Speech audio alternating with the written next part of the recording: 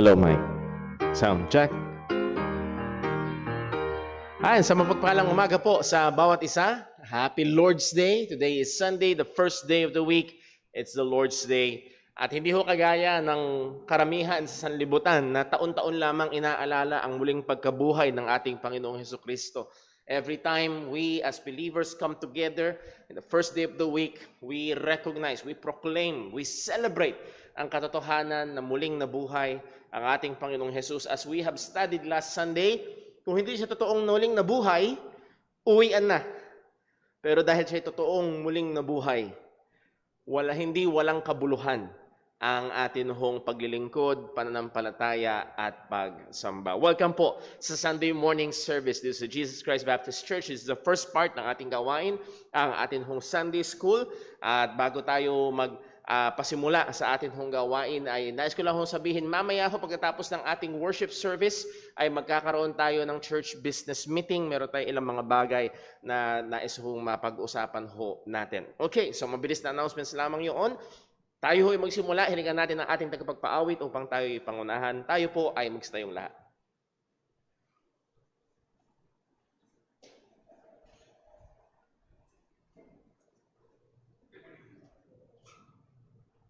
Magandang umaga po sa ating lahat. Tayo po ay mawit sa Panginoon. Awitin po natin, Books of the Bible.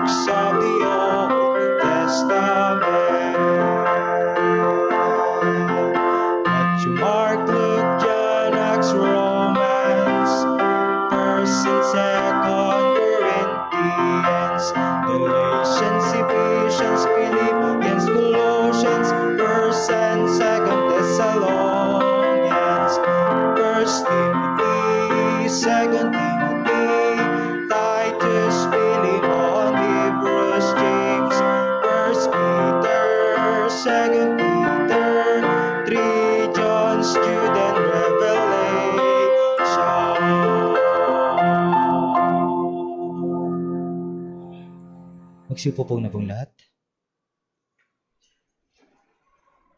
Amen. Purihin po ang pangalan ng Panginoon at muli tayo nagpapatuloy sa atin hong pag-aaral ng how to study the Bible. And I know I have said last Sunday na malapit na tayo sa ating pagtatapos, pero medyo this week habang nire-review ko ay medyo urong-sulong ho ako at titignan ko pa ho yung ilang mga bagay na magandang mapag-aralan natin with regards to this subject at maaari madagdagan pa ng 1 or 2 lessons ho ang atin hong pag-aaral. So let's go now.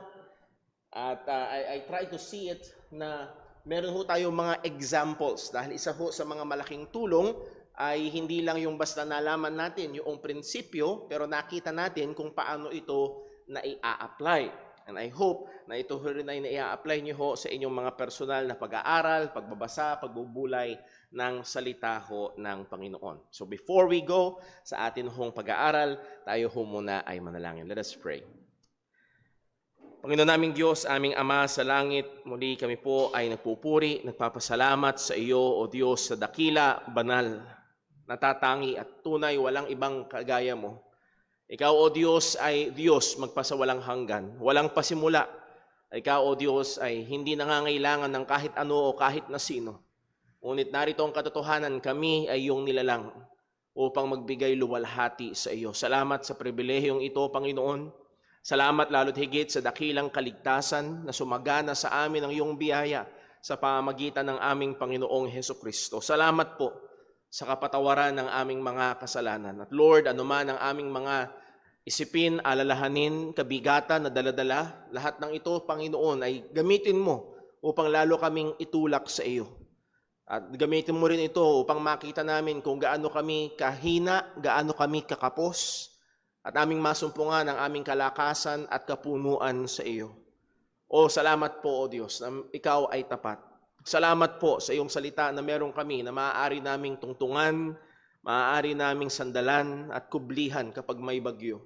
At muli, O Diyos, sa aming pong pag-aaral ngayong umaga, tulungan mo kami, samahan mo kami, bigyan mo kami ng malinaw at bukas na puso't isipan. At gayon din, Panginoon, siyasatin mo kami, ang anumang mga hindi tama sa aming puso, lalo na ang kayabangan, ang pagiging mataas, at tulungan mo kami na ito'y isang tabi at tunay nga na kilalanin at maunawaan ang mga katotohanan mo. Salamat, O Diyos, patuloy mo kami ingatan. Gayon din, Panginoon, patawarin mo kami sa anumang mga pagkakasala na aming nagawa laban sa iyo, at sa lahat ng ito, ikaw ang maitaas. Dalangin namin ito sa ngalan ng aming Panginoong Hesukristo. Amen. So we are continuing sa ating pag-aaral, how to study the Bible. Pinag-aralan natin yung basic steps. Nandito tayo ngayon sa mga basic steps. Again, hindi ito yung mga deep steps. But again, sa pag-aaral, pag hindi mo alam yung basic, paano ka pupunta ng physics kung hindi mo alam ang basic addition, subtraction? So muli, napakahalaga nitong mga basic na ito. And isa sa mga malaking tulong ay itong investigative questions. Muli, isa sa genius ng asking these investigative questions is you avoid eisegesis and you do exegesis. With the word A, that is, you put in. Ikaw ay may idea at inilalagay mo sa salita ng Diyos. With the word exegesis, you draw out the ideas, you draw out the truths. Para bang sa pagmimina, minimina mo yung ginto. Hindi ka naglalagay ng sarili mong kathang ginto, kundi iniaangat mo mula doon sa teksto ang mga ginto, katotohanan, detalye, and just merely asking these investigative questions will help us do that. Number next, context, context, context. In Bible interpretation, context is king. At isa sa mga napakamahalagang tool sa pag-iinterpreta ng salita ng Diyos ay ang pag-unawa sa konteksto. Ano ang nangyayari? Bakit nagkaganon? Halimbawa, nakakita ka ng paglabas mo ng elevator, nakita mo yung mga tao nagtatakbuhan. Ano namang tanong? Bakit? Baka mamaya nagtatakbuhan sila kasi meron palang terorista doon, or nagtatakbuhan sila kasi meron palang libreng pagkain doon. Una-unahan. Again, basta nagtatakbuhan, ang tanong, anong konteksto? Para maunawaan mo kung anong nangyayari, mauunawaan mo ngayon kung paano ka tutugon. Ganon din sa salita ho ng anong nangyayari? Bakit ito sinabi? Bakit ganito ang tugon o nakasulat? What are the important? Sabi nga ni Derek Bergsma, any text without a context is a pretext or trick or excuse for a proof text.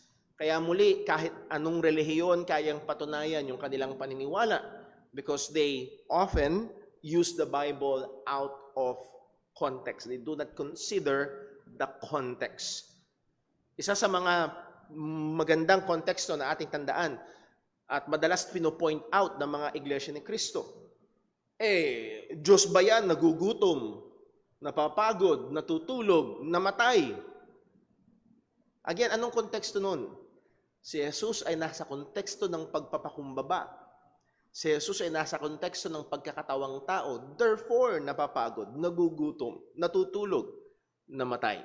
So that's a very important context. And muli, makikita po natin na hindi nila kinukonsidera yun when they approach those texts. Kaya they have a great, grievous misunderstanding ng salita ng Panginoon. Number next, what are the important contexts to consider? Historical context, the surrounding events. Grammatical context, the surrounding words. Past tense ba to? Future tense ba to? Present tense? Ito ba ay imperative, pautos, pasalaysay, patanong? Muli ay napakahalaga. Cultural context, ano yung surrounding culture? Ano yung naalala niyo yung example natin, yung greet everyone with a holy kiss. Cultural yun. Well, ano yung prinsipyo sa likod nito?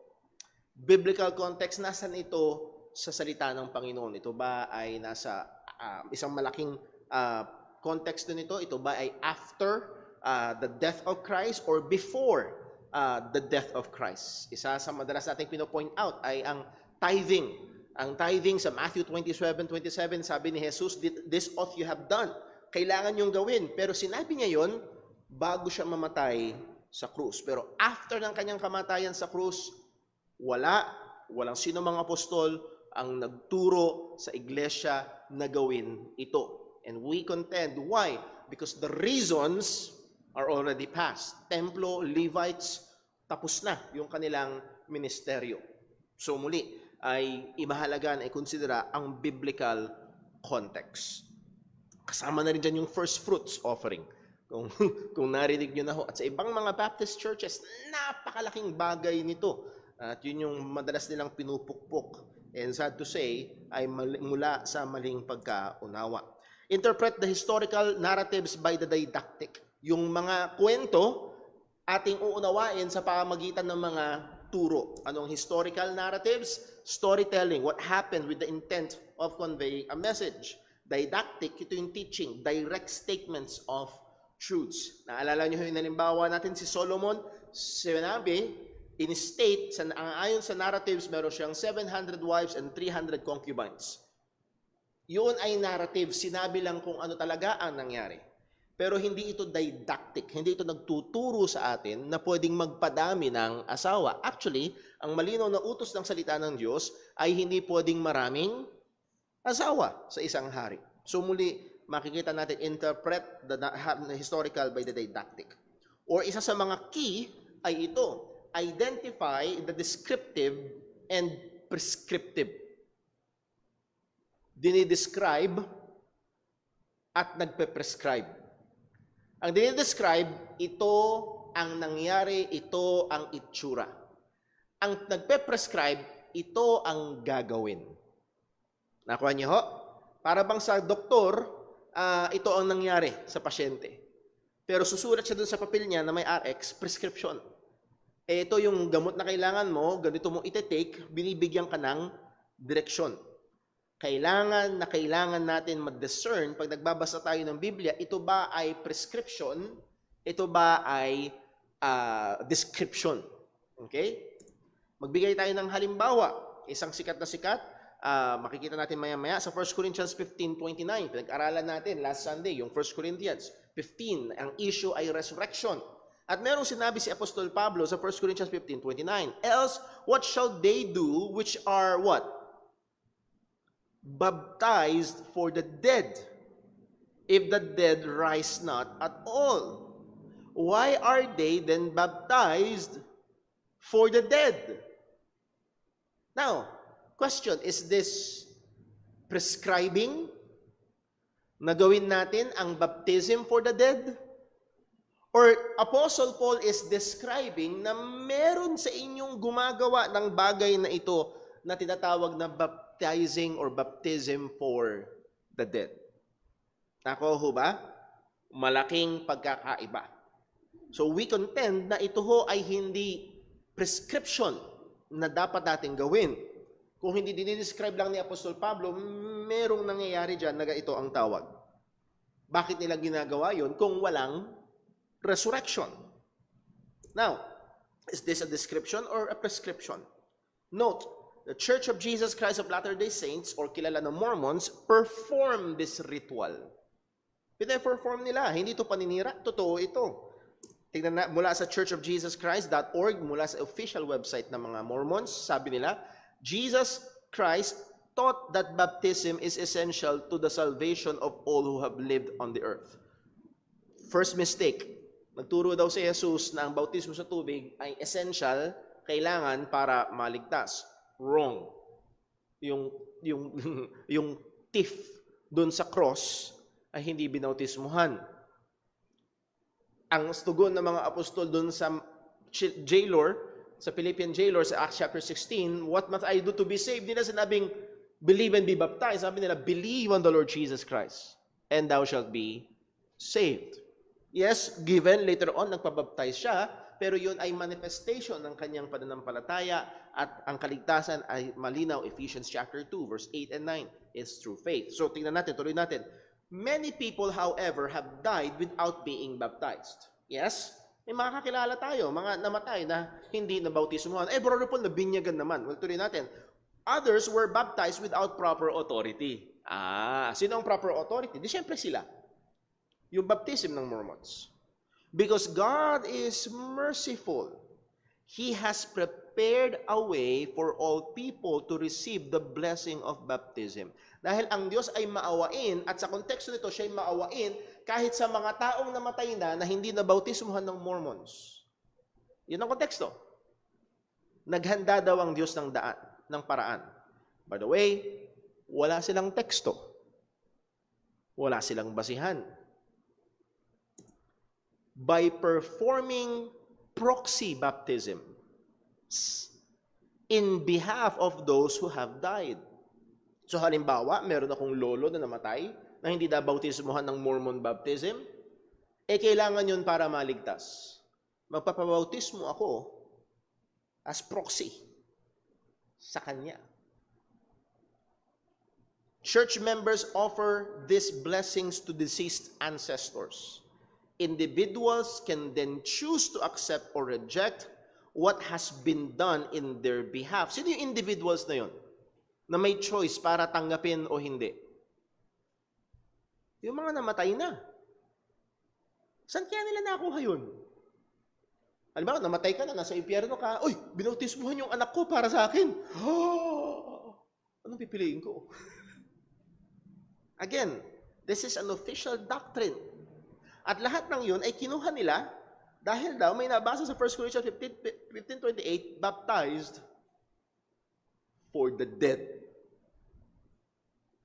So muli, ito ay hindi prescription, kung hindi description. Balik tayo. Else, what shall they do which are baptized for the dead? So is this a description or a prescription? Was Paul commanding the believers to perform such ritual? Again, that's a ritual. Walang ibang, ritual na pwede nating gawin. Walang iniwan sa padasal. Magpadasal ka para sa mga namayapa mo magpamisa ka para sa mga namayapa mo magtulos ka na maraming kandila para sa mga, in the behalf of. So was Paul commanding the believers to perform such ritual, or is he merely stating that there are those who perform this ritual in the church at Corinth? Nakuha niyo ho? Malaking pagkakaiba. So, just plain reading, this is not a prescription. Walang ibang talata sa Biblia na nagpapaliwanag, ano ba to? Paano ba ito? Para saan ba ito? Nakuha niyo ho? Wala. Pero gumawa sila ng doktrina mula dito. Hindi so prescription kung hindi description. At napakabulay at walang basihan. So, sana makita ho natin gaano kahalaga na pwedeng dumulas, madaling dumulas sa Bible. Actually, hindi ko maalala kung saan mismo sa Lumang Tipan na mayroong pagkakataon sa 12 tribes na yung isang tribe dahil nagkasala sa Panginoon, pinarusahan sila ng Diyos. Halos naubos lahat ng mga lalaki. Anong problema pag naubos ang mga lalaki? Anong problema? Kaya talaga, pag yung lahat ng lalaki sa lalaki, babae sa babae, nilagay mo sa isang isla, darating ang time, ubus na sila. Hindi dadami. Anong ginawa sa... Hindi ko maalala. Susubukan kong i-present next Sunday pag naalala ko. Anong sinabi ng Panginoon? Ganito, magkakaroon ng parada at magtatago yung mga natirang lalaki sa inyo, doon sa tribe na yun. And then, kanya-kanyang hablot. Yun ba ay nagpe-prescribe sa atin, sa mga wala pang asawa dito? Humablot na lang kayo? Hindi. Nagde-describe lang yun kung ano ang nangyari. Nakuha ba? Hindi necessarily commanded for us to repeat. Scripture interprets Scripture. The main idea ng principle na ito, na ang Biblia meron lamang isang author, God the Holy Spirit, at gumamit siya ng mga tao. Therefore, dahil merong isang author, hindi ko kontrahin ng banal na Espiritu ang kanyang sarili. The Scripture will not contradict itself. Sabi ni Charles Clayton, Analogia Scripturae confines the meaning of any text to that which fits with the rest of Scriptures. Ang interpretasyon natin sa mga bahagi ng salita ng Diyos ay dapat lumapat sa kabuuan ng sinasabi ng salita ng Panginoon. So kung merong talata sa Biblia na ang basa mo ay tila baga merong tatlong Diyos, teka muna, pause. Ang malinaw sa kabuuan ng Biblia from Old Testament to New Testament ay meron lamang iisang Diyos. So muli, kailangan nating laging i-apply at tandaan itong mga katotohanan na ito. The Scriptures will not contradict itself. If this be true, dahil ito'y totoo, 1, no proper interpretation of a passage should go contrary to other passages of the Bible. Hindi dapat kontra. Hindi dapat magkasalinga. Number next, using a proof text while disregarding its context in order to support a certain interpretation and or doctrine is disrespectful to the Holy Spirit who inspired the text in its context. Muli, makita nyo, paliwanag natin. Ang author ng Bible ay ang Banal na Espiritu. At nung ang Banal na Espiritu ay kumilos, holy men of God moved, spoke as they were moved by the Holy Spirit. And the Holy Spirit moved them in a particular context. Hindi dinisregard ng Banal na Espiritu ang context, kalagayan, sitwasyon. Nakuha niyo ho? Muli, yung mechanical theory, yung bang dati parang ganoon ang paniwala ko noon. Para bang ito si Apostol Pablo, hinawakan siya ng Banal na Espiritu. Pero problema, ito ay walang damdamin. Ito ay walang kaisipan. Hindi ganoon ang ginawa ng salita ng Diyos. Hindi ganoon ang ginawa ng Banal na Espiritu. Isa sa mga paborito ko aklat sa Bagong Tipan ay ang Book of Philippians. At doon sa Book of Philippians, ano ang kinonsidera? Yung konteksto na si Pablo ay nasa kulungan. Point. Kung ito ay ginamit, yung konteksto ay ginamit ng Banal na Espiritu para ibigay sa atin ang kanyang salita, kabastusan sa Banal na Espiritu kapag ito'y dinisregard natin. Nakuha ba natin? At minsan may mga tao, even mga Kristiyano, kapag meron silang isang nabasang verse, isang verse lang, tapos merong minsan isa, dalawa, na mga tatlong salita or isang pangungusap doon sa verse na yun na parang nag-jump out sa kanila, liligligin na ang iglesia dahil sa tingin nila yun ang ibig sabihin na hindi mo na inupuan at pinag-aralan at nagbasa at kinonsidera yung mga verses before and verses after at yung pang-ibang mga sinabi ng ibang mga apostol sa ibang mga lugar sa Biblia. So, kailangang ikonsidera yung konteksto. Number 3, obscure passages should be interpreted by the clear passages. Yung malalabo, palinawin ng maliwanag. Muli, wag mong mag-ingat na wag mong gamitin yung malabo para palabuin yung mga malinaw. Muli, malinaw sa Biblia, paulit-ulit that salvation is by grace alone, through faith alone, in Christ alone.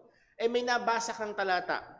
Halimbawa sa Romans chapter 2. Actually, mayroong verse sa Romans chapter 2. Pambihira, parang may salvation by works Dahil nabasa mo yung isang passage na yun, na malabo, na parang, ay gagamitin mo na ngayon yun para lumabo ang lahat. ng mga talata na maliwanag nagsasabi kung paano ang paraan ng kaligtasan. Anong implikasyon? If a given passage has two possible variants of interpretation and one of those is contrary to the rest of the Bible and the other is in harmony with it, then the latter should be taken up and used. Minsan si Brother Paul, nag-aaral ako, kung ano ibig sabihin nito? Anong ibig sabihin nito? Hindi ko talaga magets.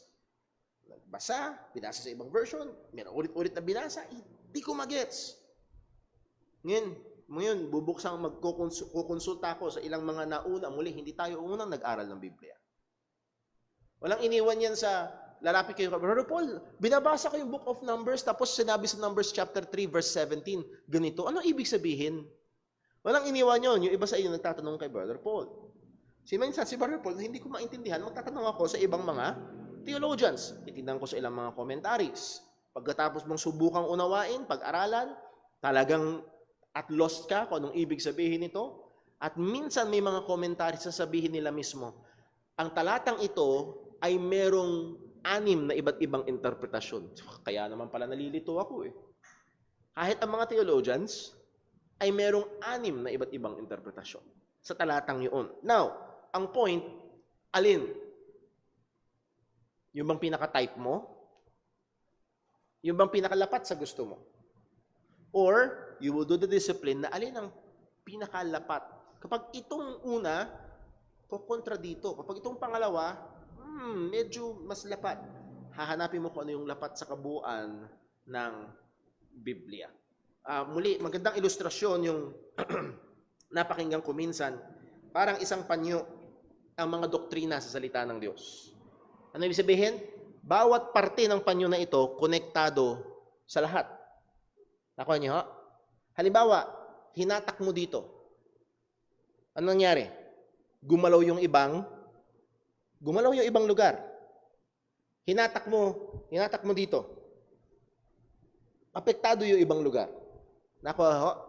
So may mga doktrina sa salita ng Diyos kapag hinatak mo, sinobrahan mo, or dinala mo sa lugar na makikita mo kung ano yung, kailangan mo i-considera kung anong epekto nito sa ibang mga doktrina. So muli, that's by the way, nung Sunday, nag-aralan natin nung Sunday, kung walang resurrection, anong epekto? Ay di hindi mo rin nabuhay si Kristo. Kung hindi mo rin nabuhay si Kristo, anong epekto? Walang kwentang pananampalataya. So muli nakita nyo, dahil yung isang doktrina, hinatak, may mga grabing epekto. Consider natin yun pagdating sa pag-aaral ng salita ng Diyos.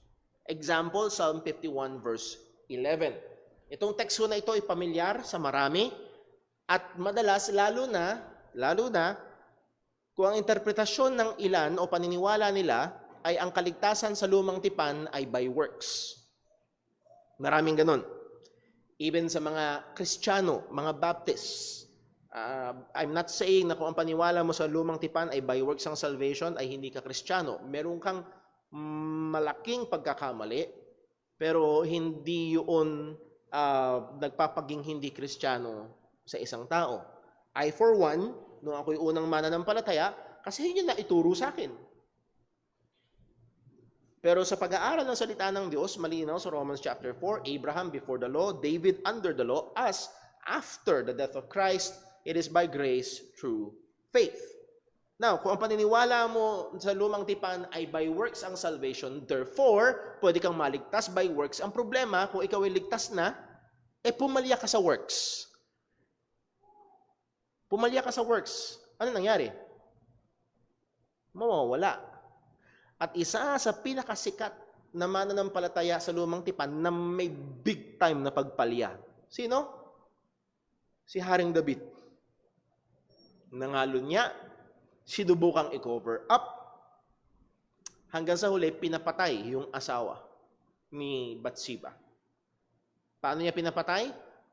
Sabi niya, sumulat siya, ang galing. Yung sundalo, si Uriah, yung asawa ni Bathsheba, okay, bumalik ka na sa gera, dali mo tong sulat na ito. Yung sulat na yun, naglalaman kung paano mamamatay si Uriah. Isugod niyo siya, Pag mainit ng labanan, atras kayo. Ibig sabihin, hayaan nyo siyang mamatay doon. Namatay si Uriah, ngayon, legal nang pwedeng makuha ni David si Bathsheba na nabuntis niya na. Nakuha niyo ho? Big time. At mga kapatid, hindi lang siguro yung 2 linggo. It may be 1, 2, 3 months in the making. So muli, yung Psalm 51 is the repentant psalm of David. Nirebuke siya ni Prophet Nathan, naalala niyo napakagandang kwento. Mayroong mahirap na may isang tupa, mayroong mayaman na napakaraming pagmamayari. Kailangan maghanda ng mayaman. Anong kinuha niya? Kinuha niya yung nag-iisang tupa ng mahirap. Anong sabi ni Nathan? Anong gagawin natin doon sa mayaman na yun? Sabi ni Haring David, dapat patayin yung mayaman na yun. Sabi ni Nathan, ikaw yun. Kinuha mo yung asawa ng iba. At ito yung tugon ni Haring David, yung Psalm 51. And again, mga kapatid, personally, bilang Kristiyano, nagkakasala pa rin tayo. And how many times I have went back to this Psalm. Now, sa verse 11, ang sabi din sa verse 11, may sinabi sa Haring David, cast me not away from thy presence. And what? Take not thy Holy Spirit from me.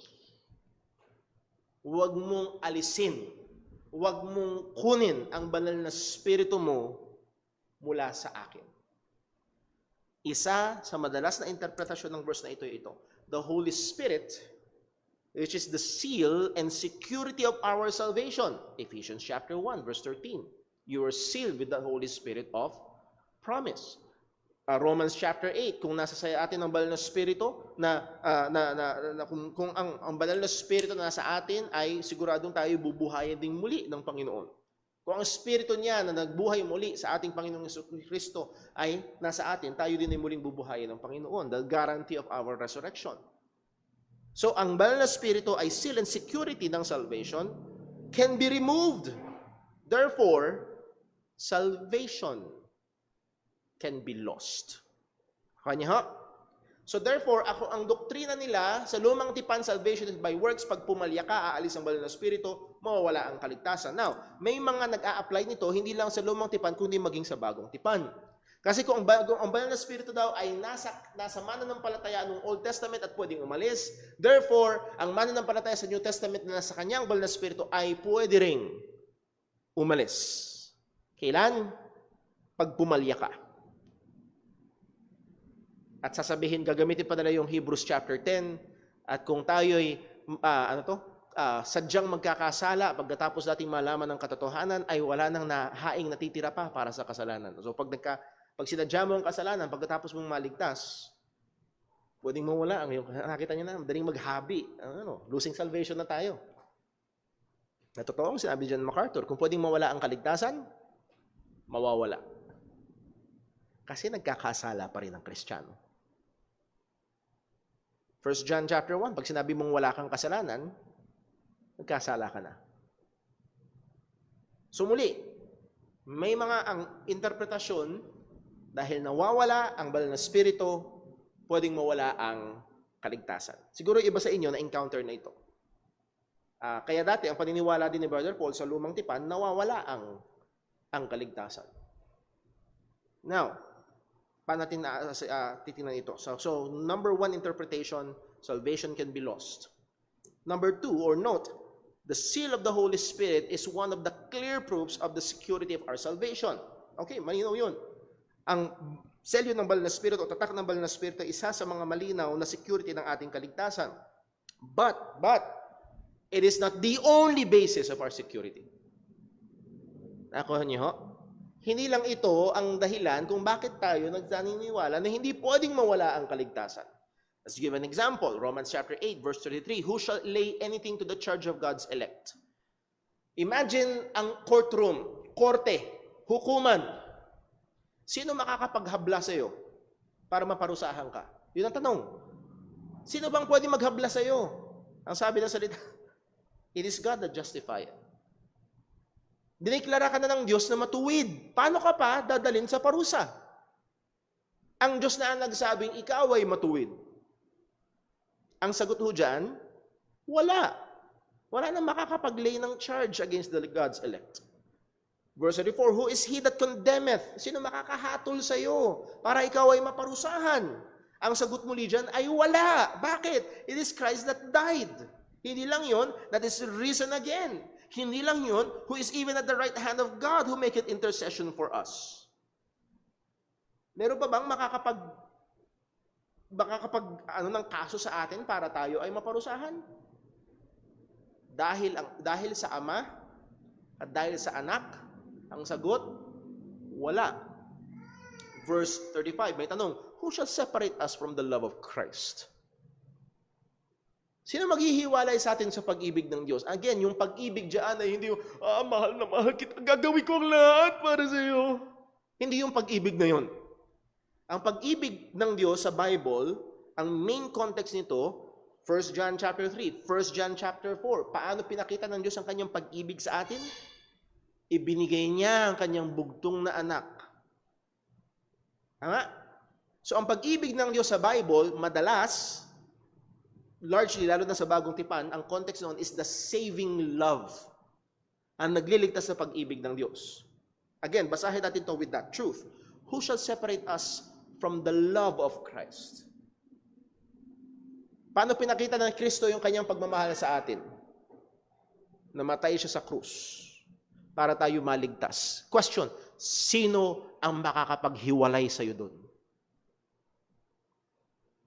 Shall tribulation or distress or persecution or famine or nakedness or peril or sword?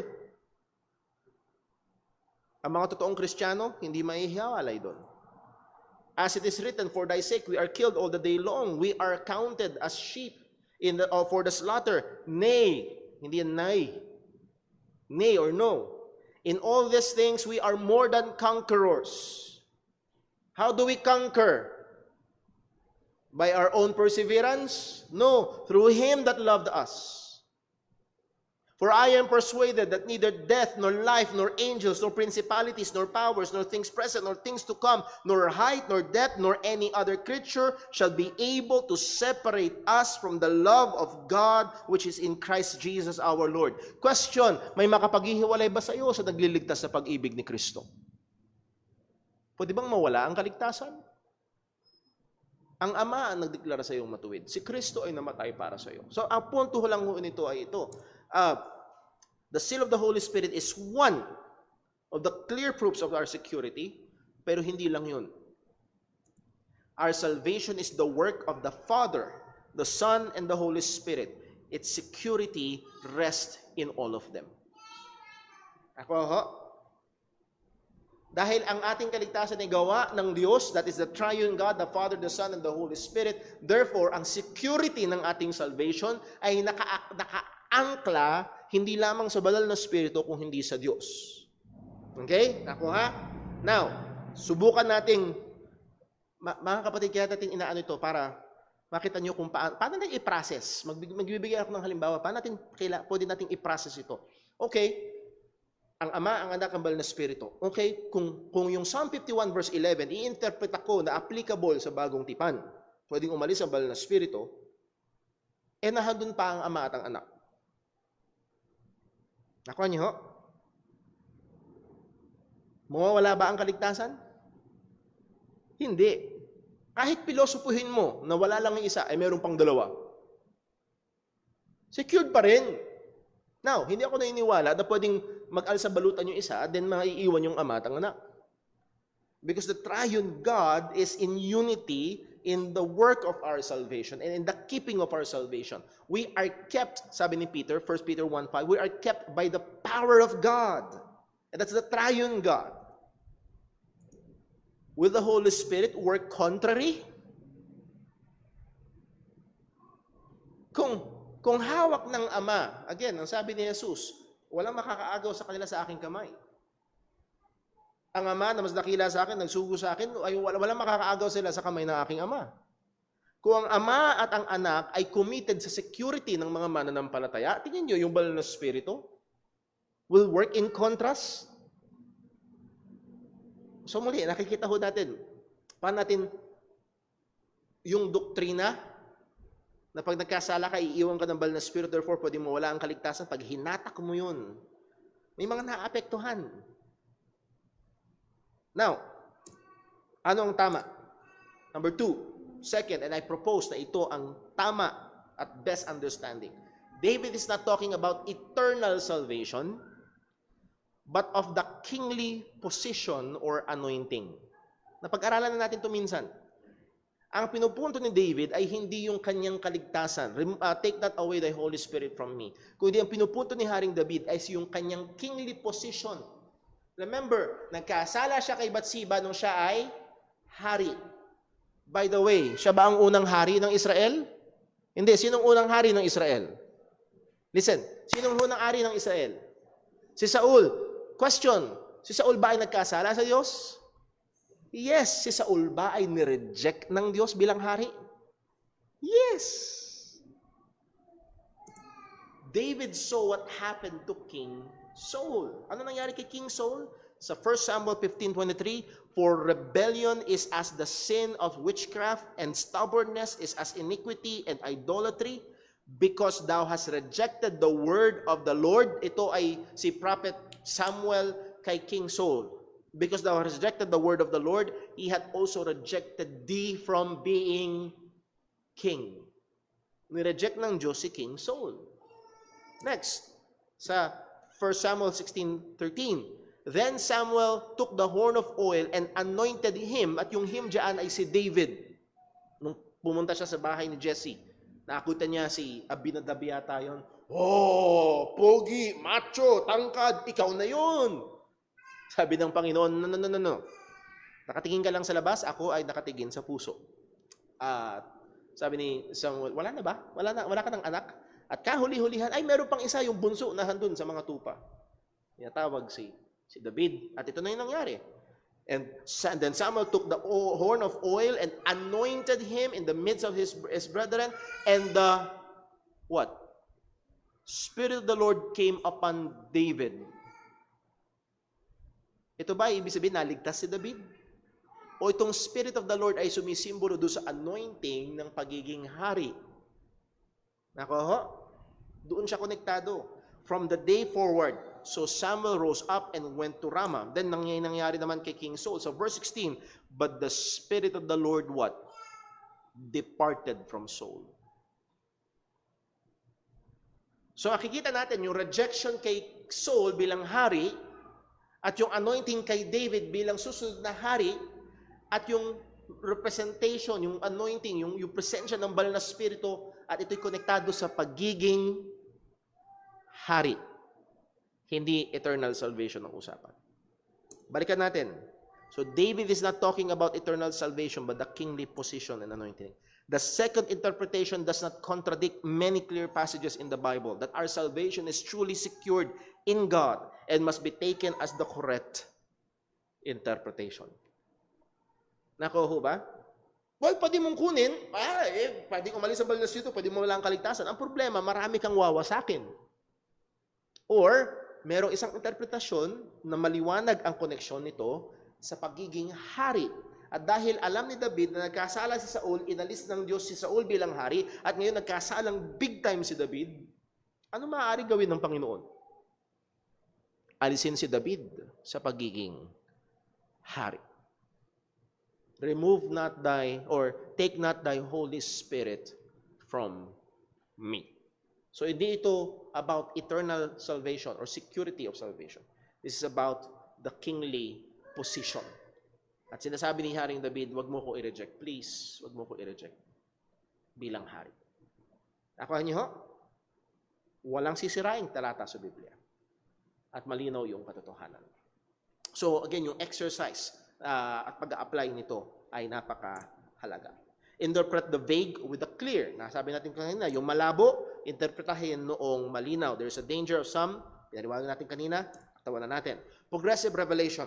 Ito yung bago. Progressive revelation. Ibig sabihin ng progressive revelation and interpretation. Revelation progressed in succeeding revelatory periods or epochs. Yung pagre-reveal ng Panginoon ay nag-progress throughout history. Note, ba't naggaganon naman, ano? Kanina, hindi. Ngayon, ganoon na naman. The Bible did not fall from heaven in its current form. Sorry, hindi bumagsak mula sa langit ang Bible na kung ganito na. Pag binasa nyo sa Book of Acts yung word na scripture, o sa New Testament yung word na scripture, ito yung pumapatungkol sa from Genesis hanggang Malakay, Old Testament. Bakit?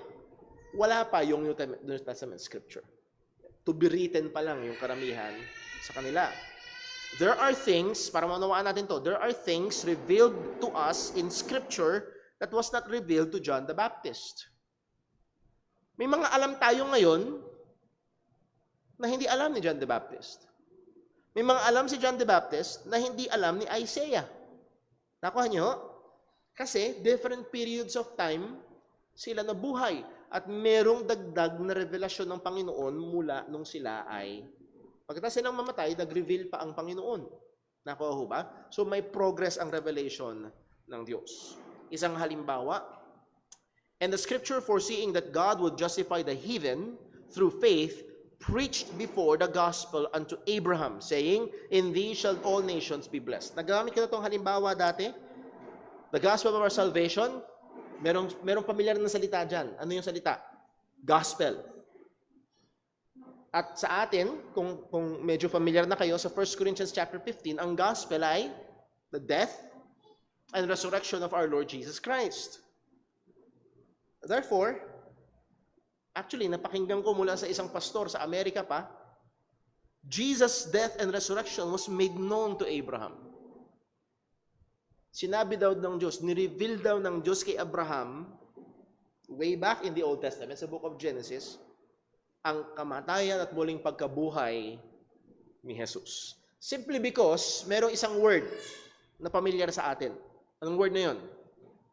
Gospel. By the way, ano ibig sabihin ng gospel? Evangelion, good news, mabuting balita.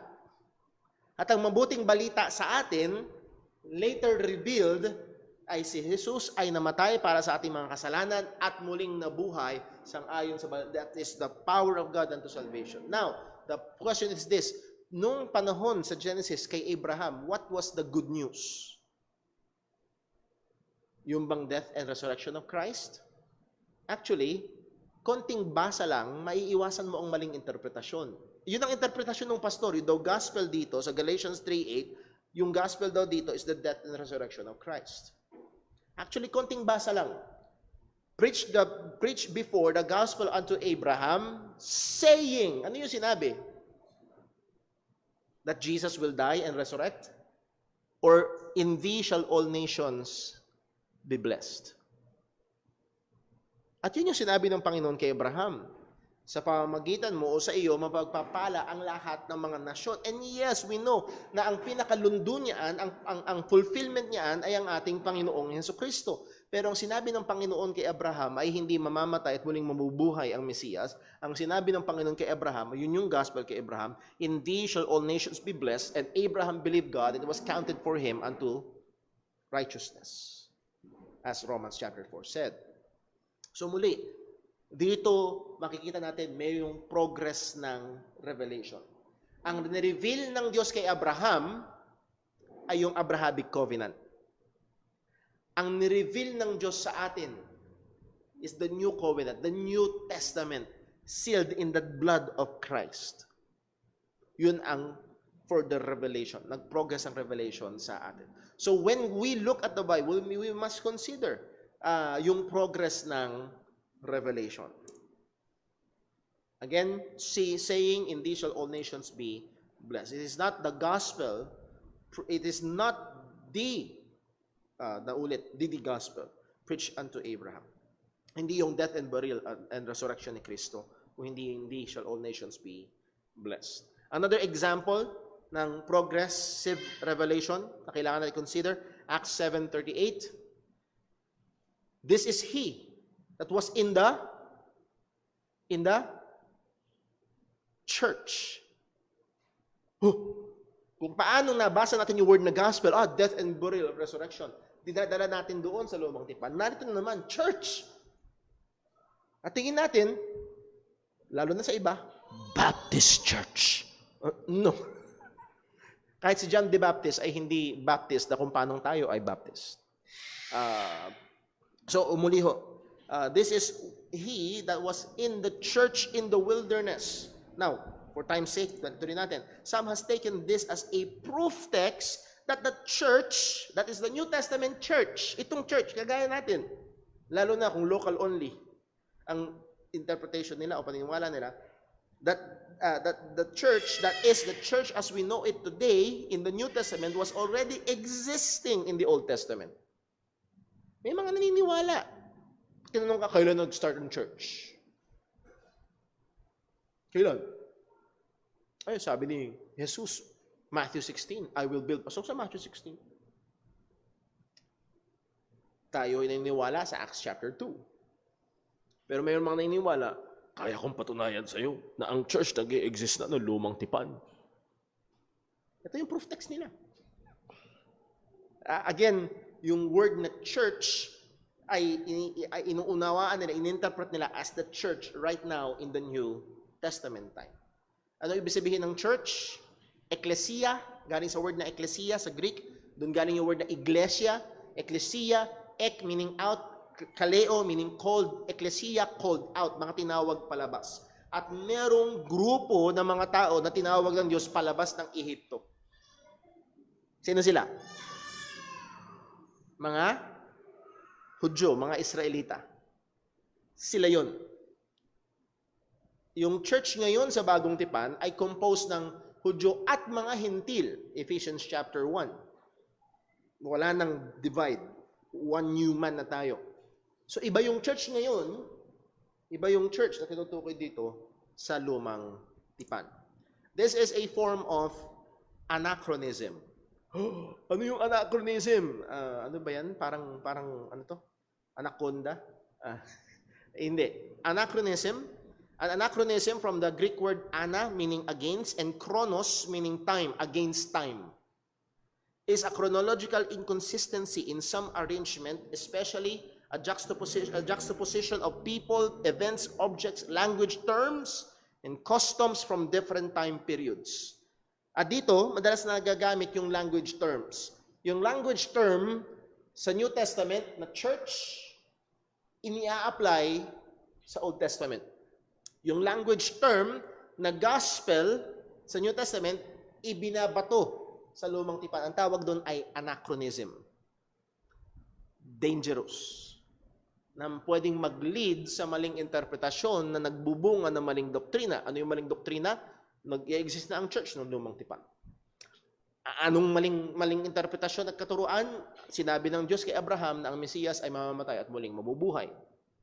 Those are just very wrong understanding at magkakaroon ng maling interpretasyon. So muli ho, kailangan nating ikonsidera ang mga bagay na ito. Caution, we must be careful not to impose the latter revealed truths or concepts upon earlier stage of revelation. Mag-ingat tayo na yung mga bagay sa Bagong Tipan or mga bagay sa Lumang Tipan ay fast and loose nating i-apply because they're just the same words. Naalala niyo yung word na hell, Gehenna sa gusto kong sabihin sa Greek o sa Hebrew. Sapagkat sa Lumang Tipan, ang hell, madalas, hindi lagi, generally, ang hell is the realm of the dead. Lugar ng mga patay. At madalas sa Lumang Tipan, ang tinutukoy doon, sa panahon natin ngayon, ang equivalent ay sementeryo. Saan dinadala ang patay? Sa sementeryo. So, yun yung madalas na gamit ng word na hell sa Lumang Tipan. So, anong ginagawa ng iba?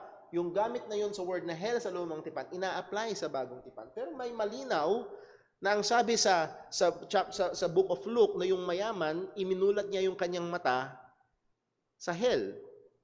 At hindi yun basta libingan, 6 feet under the ground, kasi siya ay nasa labis na pagdurusa at conscious siya.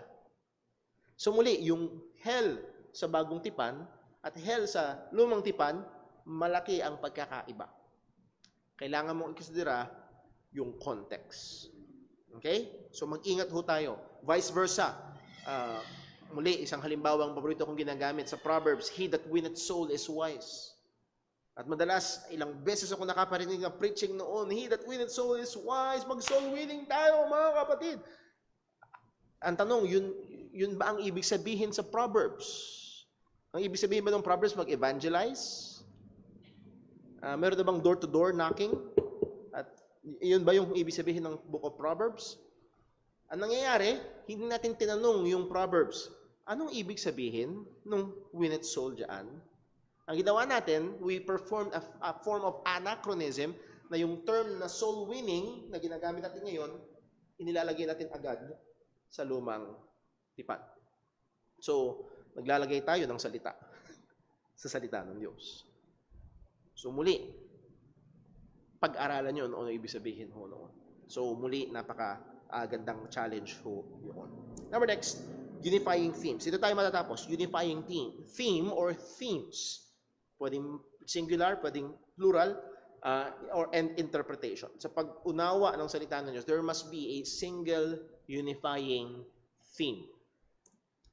When we take a broad overview of the Bible, we will see that there is a single thread that runs through every one of the 66 books. Pag binigyan natin ng overview, ang bird's eye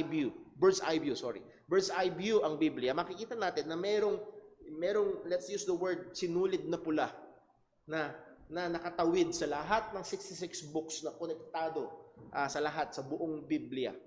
Ibig sabihin, ang Biblia ho ay hindi basta hati-hati na para ka lang nag-compile ng 66 na pocket books. Tiging!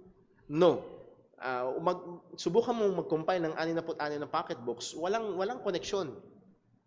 Makikita sa Bible, merong thread na konektado mula Genesis hanggang Revelation, ay itong katotohanan na ito ay patuloy na namamayagpag at dun lumulundo. Yun yung sentro. Yun yung pakay. Ano ho ito? This thread is God's redemptive plan and work in the person and work of Jesus Christ for His glory. Pag binasa niyo yung Biblia, mahuhulog lahat dito. Lumilil niya lahat dito.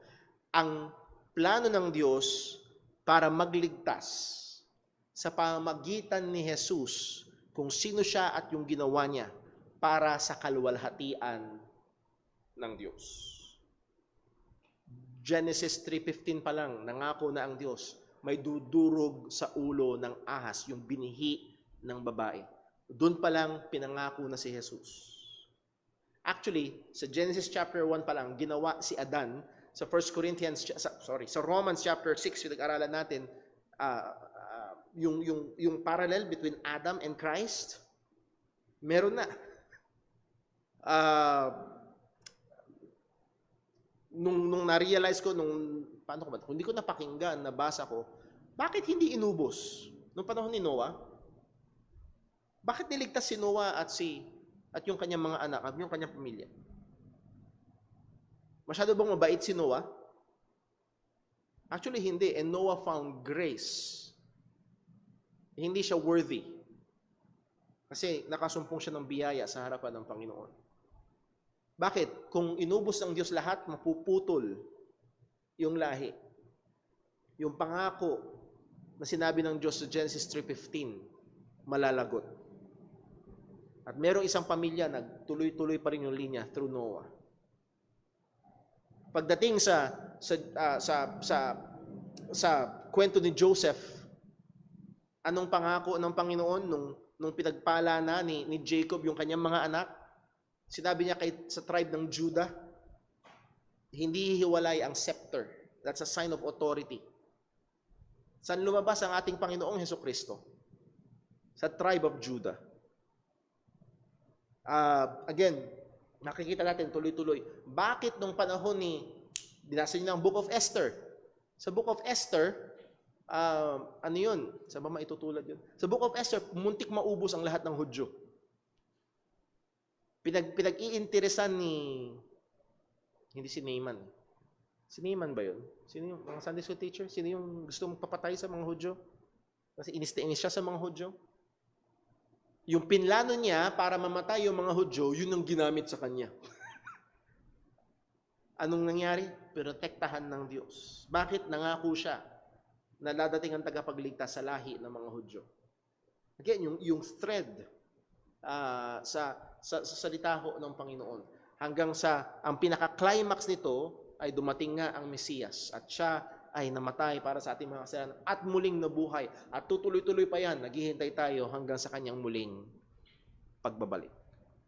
So this thread is God's redemptive plan and work in the person and work of Jesus Christ for His glory. Maraming ibang paraan para sabihin yan, pero yun yung general. In short way of saying it, it is all about Christ. Yun ang sentro. So yung pinaka-healthy na approach sa Biblia, ang sentro ay hindi ikaw at himala. Ang sentro ay hindi ikaw at magandang buhay. Ang sentro ay si Kristo. At yung ginawa ng Panginoon sa pamamagitan ni Kristo. Sabi ng Luke 24:27, and beginning at Moses and all the prophets, He, Jesus, expounded unto them in all scriptures the things concerning Himself. Kalat sa buong Biblia ang mga bagay patungkol kay Kristo. Muli, yung sinulid na yun, tumatawid sa lahat ng 66 na libro. Try to search it, Christ in all the 66 books of the Bible.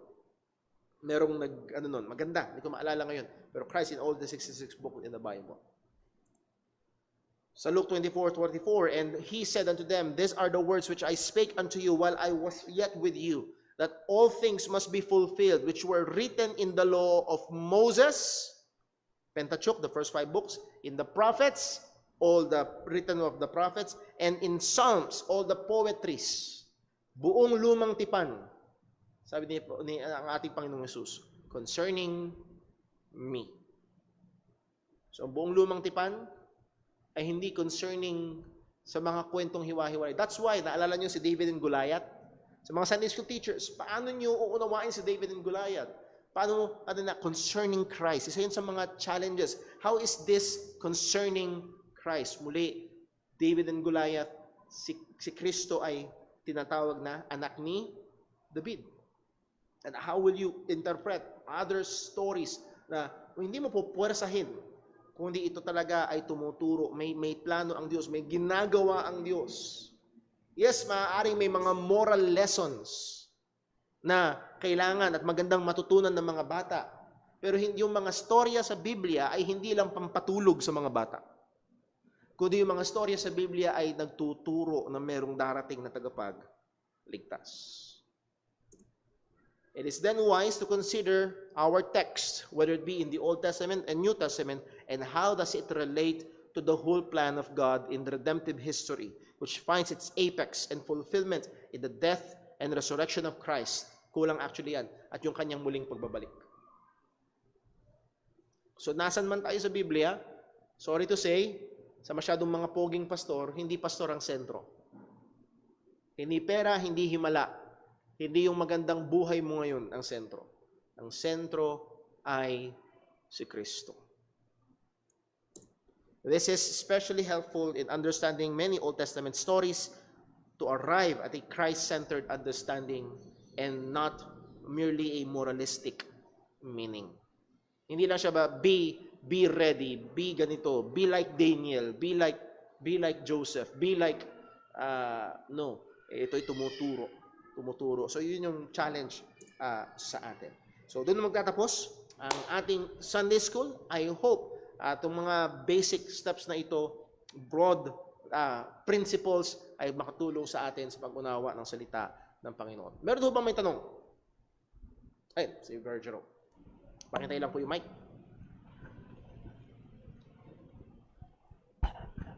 Good morning, Brother Paul. Morning po. Na-observe ko lang sa naaral na natin dati yung capacity natin para lumapit Yung sa po? Panginoon. Yung sa naaral natin, 'di ba, sa salvation na mayroon tayong capacity na maglapit sa Panginoon kasi siya yung sa John 6:65 ayon na God enabled them, God the Father enabled them to go near to Christ, parang gano'n. Paano natin yun makonect? Sa na-observe ko lang about sa prodigal son at saka sa James na may nagsabi doon na draw near to God and He will draw near to you. Tapos sa prodigal son naman, yung son ang lumapit kay Father. So paano natin yon ma-reconcile sa capacity sa paglapit? Okay, thank you very much po. Thank you very much po. Kung tama ang pagkaunawa ko sa tanong, because we believe in the biblical doctrine of election. Ang Diyos ay pumipili or pumili ng mga tao na kanyang ililigtas, at ang Diyos din ang nagbubukas ng puso at ng isip ng tao para ang tao ay manampalataya sa Panginoon. Buksan lang natin sa John chapter 6. Sa John chapter 6. Ano ko ba dito? Siguro dito lang kung saan para mabilis. John chapter 6. So how will that para magkakontra yata, parang ganun dating. Kasi sa James nga draw nigh unto God and He will draw nigh unto you. So merong lumapit ka sa Panginoon. Meron ding ano pa yung isang sinabi niyo sa yung prodigal son, na-realize ng prodigal son na pambihira. Yung mga alipin sa bahay ng aking ama, nakakakain ako, nagtsatsaga dito, na halos kainin niya na yung pagkain ng baboy. So nagdesisyon siya na uuwi ako sa bahay ng aking ama. So buksan lang natin sa John chapter 6. At dahil medyo masalimuot yung tanong, baka ito lang yung ma-entertain natin. So John chapter 6, sa verse number 35. Sorry, hindi po.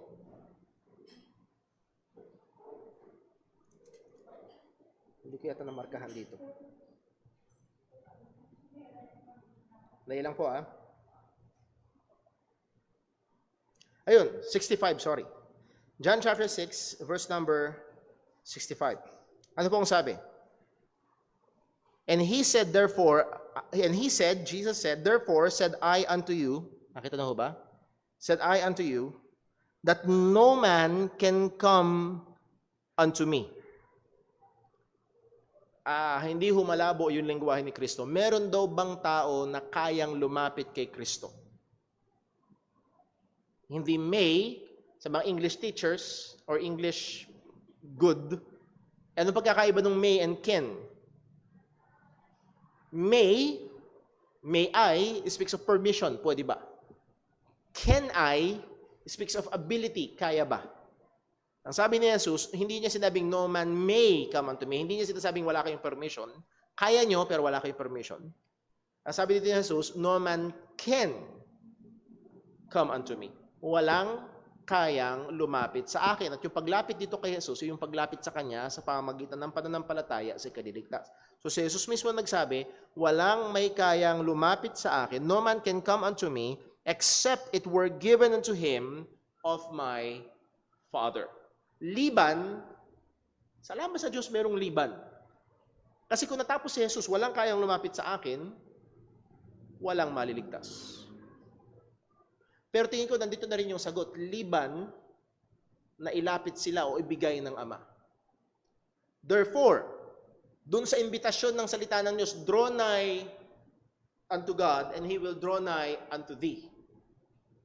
Now, kung ikaw, napakinggan mo yun, sinabi ng salita ng Diyos, lumapit ka sa Diyos, at napakinggan mo yun, at ikaw sa biyaya ng Diyos ay lumapit sa Kanya sa pamamagitan ni Kristo, saan galing yun? Galing sa'yo? Sabi nga ni Jesus, walang kaya. So kung nasumpukan mo ang iyong sarili na isang araw, narinig mo ang panawagan ng Ebanghelyo, lumapit ka at nanampalataya kay Kristo, saan nanggaling yun? Yun ay binigay ng Ama. Or yung sa prodigal son. Actually, ang prodigal son ay isang talinhaga na merong one main point. Ang prodigal son ay isa sa tatlong talinhaga or parables ng mga nawawala. Nawalang tupa, nawalang pera, at nawalang anak. At ang point noon, ang nawalang tupa, nung nakita, nalugod yung pastol. Yung nawalang pera, nung nakita, nalugod yung misis ng tahanan. Okay? Nasubukan nyo na ibigay sa inyo ng mister nyo yung payslip niya. Tapos nawala yung buong envelope. Papapo. Yun. Naglinis ka ng bahay, nakita mo. Matutuwa ka? Yes. Yung nawalang anak, bumalik, natuwa yung ama. Ano ang main point? Kasi bago lahat ng talinhaga na yon, may mga makasalanang lumalapit kay Kristo, yung mga religious leaders, imbis na matuwa, naiskandalo sila. Yun ang tinitira ni Jesus. So ang main point, kaya ko lang sinabi, ang main point ng talinhaga ay hindi para ipakita na meron tayong kakayahan. Ang main point ng talinhaga ay para itama yung maling reaksyon ng mga religious leaders na may mga makasalanan nagsisisi. Yun ang main point. Now, muli babalik tayo. Paano nga yun, Brother Paul? Siya nga mismo nag-click sa kanya. Well, muli, it's either mali si Jesus na hindi natin kaya pala natin. Or tama si Jesus, hindi natin kaya, pero merong solusyon. Except it were given unto him of my Father. Yun yung sagot. Kaya tayo lumapit, kaya tayo nanampalataya, kaya, let's use the prodigal son, kaya niya na-realize ay hindi dahil sa kanyang mahusay at magaling na, ano ba nangyari sa laptop na to? Mahusay at magaling na pangunawa o realization, kundi dahil kumilos ang Diyos sa kanya. Isang magandang halimbawa sa Acts chapter, last na lang, dito na tayo matatapos. Sa Acts chapter 16. Acts chapter 16, we have the example of Lydia, verse 13. Acts chapter 16, verse 13. Ayan. Ang sabi, on the Sabbath, we went out to the city by a river where prayer was wont to be made, and we sat down and spake unto the women which resorted thither. Anong ibig sabihin ho niyan? Kasi usually, ang mga Hudyo nagtitipon sa synagogue. Pero sa synagogue, kailangan ng, di ko maalala, 12 ba? Kung naalala mo, Brother Daryl?